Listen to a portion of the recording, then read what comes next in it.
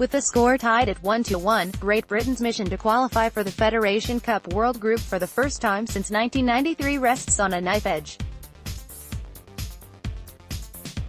Johanna Konta produced an impressive 3-set victory in the first match of the day at the Copper Box Arena in London, recovering well from a slow start to beat world.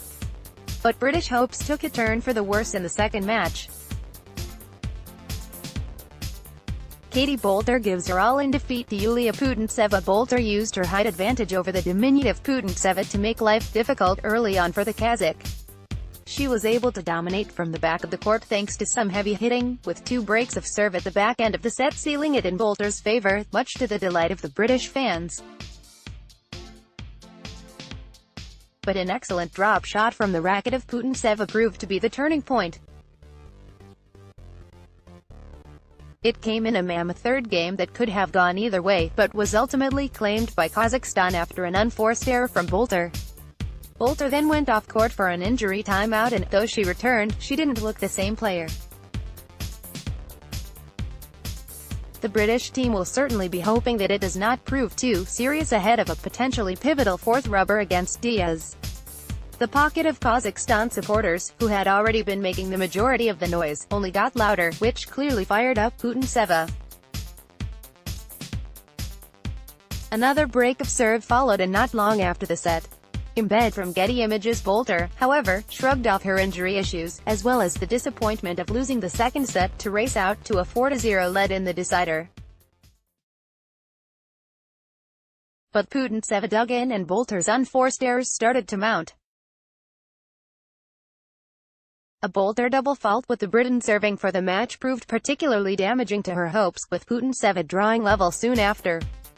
The pressure then shifted back to Boulter, but she dealt with it magnificently to guarantee herself at least a tiebreak. Coming out swinging after the change of ends, the Briton forced a match point at 30-40.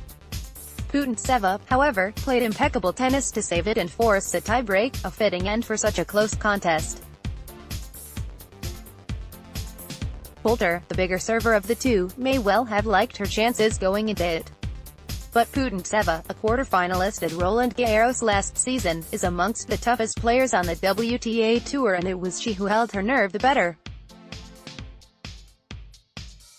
She saved a third match point, before converting when her own chance appeared to seal a 3-6, 6-2, 7-6 win. This tie could go down to a doubles decider should the 2 singles rubbers tomorrow finish 1-1 as today, then it will be down to the doubles. In Bath in February, Harriet Dart and Katie Swan won the only doubles match. However, it seems unlikely that Kia Thivong will go with such an inexperienced pairing again. Harriet Dart is penciled in to play doubles with Heather Watson. Watson will surely be desperate to play her part, which could well prove decisive.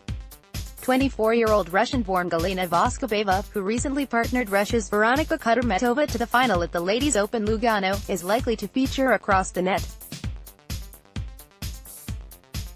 Anna Danilina, with whom she won a crucial doubles rubber against China in their last tie, may again partner Voskobeva in Britain. Sunday is likely to be a nervous day for the home crowd, hoping Britain can end its 26-year absence from the Fed Cup World Group. But before this, there is the mouth-watering singles matches, including Konta vs Putinseva, likely to be another thrilling battle. And one that Konta will need to everything in her power to win if Britain's chances aren't to take a major hit. Main photo. Embed from Getty Images. Let's block ads.